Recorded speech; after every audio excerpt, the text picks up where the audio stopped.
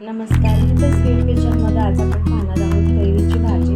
बरेचदा डाळ कैरी बनवली जाते किंवा लोणचं बनवलं जातं कैरीचं. पण आज आपण इथे कैरीची भाजी कशी बनवायची हे पाहणार आहोत. खूप सोपी रेसिपी आहे, इझिली तुम्ही घरी बनवू शकता.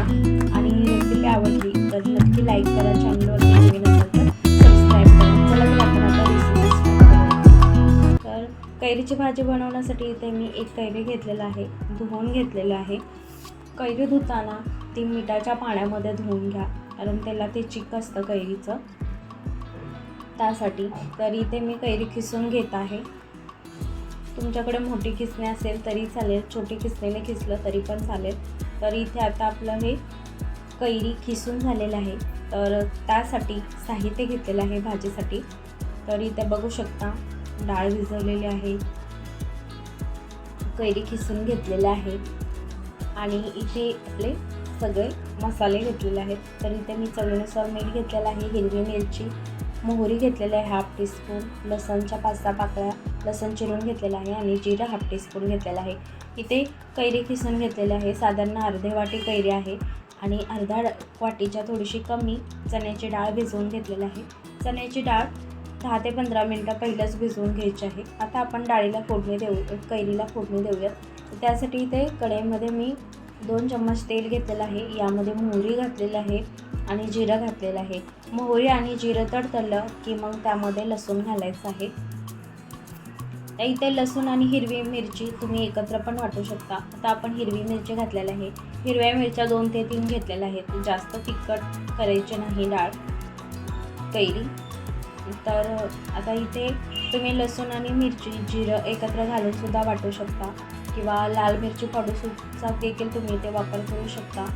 आणि इथे आपण भिजवून घेतलेली डाळ घातलेली आहे. तर ही डाळ जर तुम्हाला अशी घालायची नसेल तर तुम्ही डाळ वाटून देखील घालू शकता. मग ते तुम्ही पाट्यावरती वाटू शकता किंवा मिक्सरच्या भांड्यामध्ये सुद्धा फिरवून घेऊ शकता.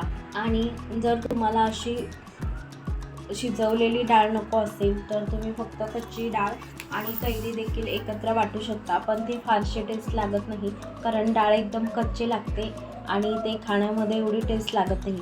तर इथे मी कैरीला बघा मीठ लावून घेतलेलं आहे, कारण मीठ लावल्यामुळे कैरीचा आंबटपणा कमी होतो आणि भाजी जास्त आंबट लागत नाही.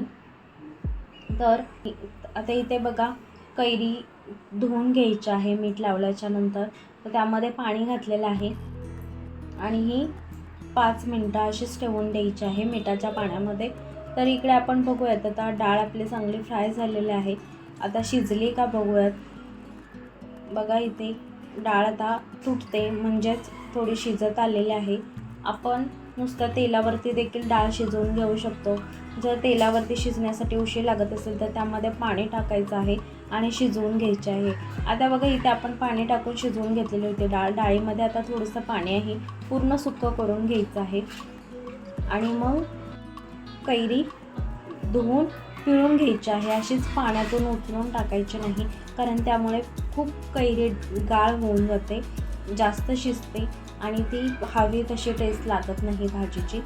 तर इथे मी पाणी पूर्ण सुकून घेत आहे. तर यामध्ये थोडंसं पाणी आहे, सतत हलवायचं आहे, नाही तर डाळ मग करपते आणि मग ते करपल्यामुळे भाजीची टेस्ट अगदीच बिघडून जाते. तर इथे डाळ आपण पूर्ण सुकी करून घेतलेली आहे. यामध्ये आता आपण धुवून घेतलेली कैरी घालून घ्यायची आहे.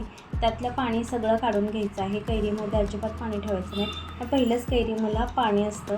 तर यामध्ये 1/2 टीस्पून हळद घातलेली आहे आणि आता थोडंसं मीठ घालूया चवीनुसार आणि हे फ्राय करून घेऊयात. आता यावरती कैरी शिजण्यासाठी झाकण टाकायची गरज नाही आहे, तेलामध्येच अशी परतून घ्यायची आहे आणि ती शिजून जाते.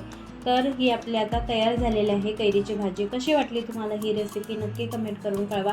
चॅनलवरती नवीन असेल तर सबस्क्राईब करा, सोबतच बेल आयकॉनवरती पण क्लिक करा, कारण येणाऱ्या व्हिडिओची सगळ्यात पहिली नोटिफिकेशन तुम्हाला भेटेल आणि तुम्ही एकही व्हिडिओ मिस करणार नाही. तर बघा ही एकदा रेसिपी नक्की ट्राय करा, खूप टेस्टी भाजी होते आणि खूप सोपी रेसिपी आहे.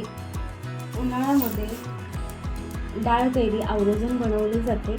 तर मस्त आता कैऱ्या आल्या असतील मार्केटमध्ये किंवा तुमच्या घरी ही झाडं वगैरे असतील आंब्याचे, तर मस्त रेसिपीचा आनंद घ्या. भेटूयात नेक्स्ट व्हिडिओमध्ये. तोपर्यंत थँक्यू फॉर वॉचिंग.